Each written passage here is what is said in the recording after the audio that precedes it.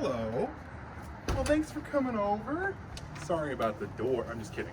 Today I'm going to be talking about how to change out a front door, especially when the hinges don't line up and it's a bigger door than you had before, or because you can't put in a smaller door. So if the door you're replacing your old door with is larger by a little bit, this is going to be how to deal with that. And again, misaligned hinges. So stay tuned.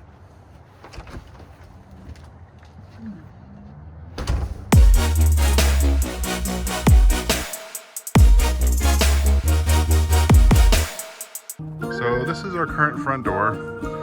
It is solid, it is large, it is purplish.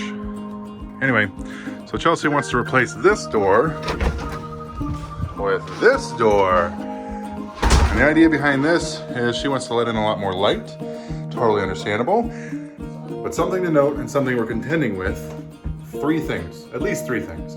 One, it has two knob holes. Not that big of a deal. You can always upgrade, put it in another knob, deadbolt, something like that. Two, this door is about an inch longer than that door. So I'm gonna have to deal with that. And I'll explain in a second how I'm gonna do that. And three, the hinges, which we're gonna measure. I'm just gonna call it the hinge issue because not only are these rounded hinges as opposed to square hinges like the other one. If you look at your doors, you might have a different type of hinges. They're also different heights from each segment, not only from the top of the door, which is what I'm going to use as the standard for the rest of the door. Everything's going to be measured from the top. Also because, and I'll tell you what in a second, I guess. But the distance between this hinge point and that hinge point right there. Oh damn there, mate. Look past my tummy. That hinge point. So all the hinges are a little bit further apart or in a different configuration than the original door. So we're gonna have to make adjustments for that. And some other things. Okay, as far as the reason why I'm gonna trim or keep the top the constant, or I'm calling it the constant, is because you can see how thick that is up there. That's about 5 inches or so. And the bottom is significantly larger or thicker from here to here. So I have more room to take off the bottom before I start compromising the integrity of the door or what's holding in that glass. So, and I'm only shaving off, actually it's a little under an inch. So that's why I'm taking it off the bottom. Yeah.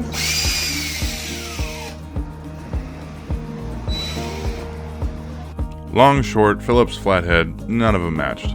Okay, so we took off the other door and he's taking off the doorknob. The doorknob must come off. Anyway, we're going to put the doors side by side to compare, but just so you see, the door is sitting on the ground, which is not the way you would put a door in.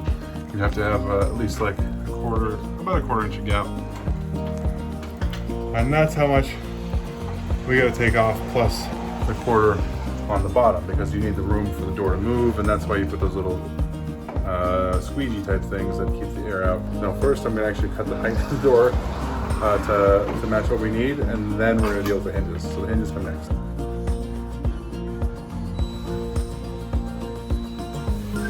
So now we have both the doors off, dehinged and everything. They're lined up on that end. Our big difference is the new door is that much longer, so we're going to cut it that far off.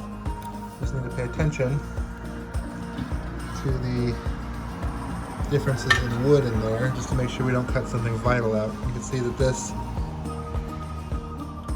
we should be, this is a solid piece right here. So taking that off will be just fine. We're just going to use a skill saw to cut that off. The other thing we're doing is we're lining up and matching the hinge points. It looks like the bottom of this hinge is about the same, not too worried about it. I'm just going to use chisels and go through and open up the hinge points on the door, which I'll show you in a second. So that's what we're dealing with there. And that's what we're dealing with there. So not too much to cut off. We'll go over and look at the door. We're just going to have to make room. So the new hinge is here, and we're just going to use a chisel to do that. Just pop them and knock out the sections. But we won't do that until we mount the hinges on the new door.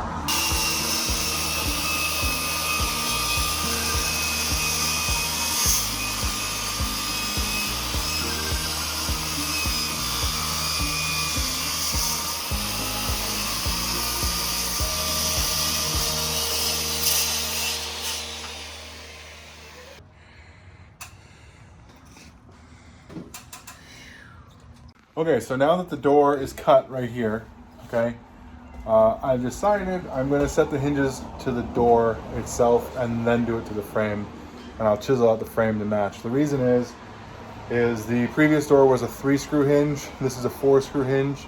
I thought most exterior doors were 4-screw hinges. I'm not entirely sure why they use 3. So the frame itself is also a 3. There's no real sense in using that as the master or the deciding factor on where the hinges are going to go. So I'm going to use the new door, which is better. And then we'll just chisel out the frame itself, just the pieces that need to be rounded out, so that way we can fit this door in. So these are the new hinges because they're better and they fit with the 4-hole setup. And here's a pro tip: make your kids put them in.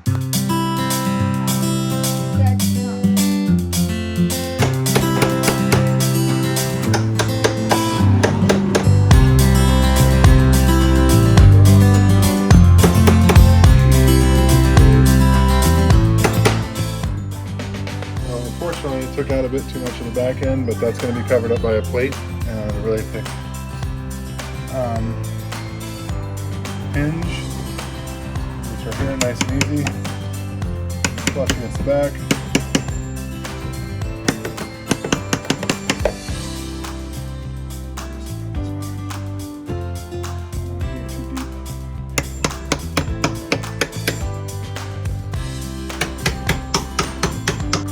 So here we go, just like that. So again, I took out just the old wood, kind of ripped itself out.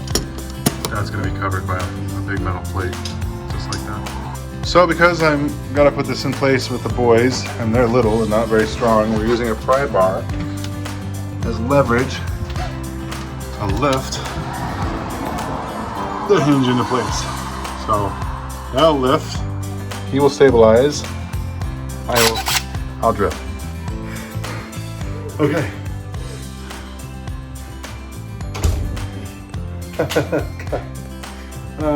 So you'll notice it's nighttime. Ran into a couple of problems. You see that gap right there? That gap right there is because the frame of the door isn't square. My house was built in 1963. My neighbor says it's called settling. That could happen with you. Anyway, it's a lot better looking now. Also, I had to go to the store and get a new lock or door handle because this was the old one, made for the old door, and it was way too long. If you see that, definitely not going to work. So I got a new handle, and then I'm going to probably install a deadbolt in here later because I don't care right now. I'm just going to take a paper towel and put it in there. So things to run into, one of the hardest things to deal with is the hinges and squaring, but well, we got it in.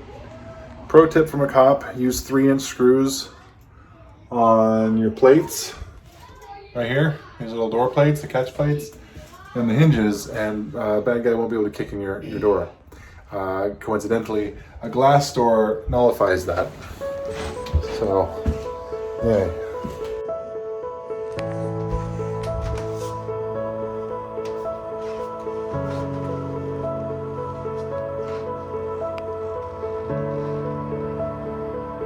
Okay, that is a lot more light now that it's daytime. A couple notes, and I want to go over these with you so you guys can think about them, that I may or may not have gotten on film. One, you see this gap right here? That's not the door.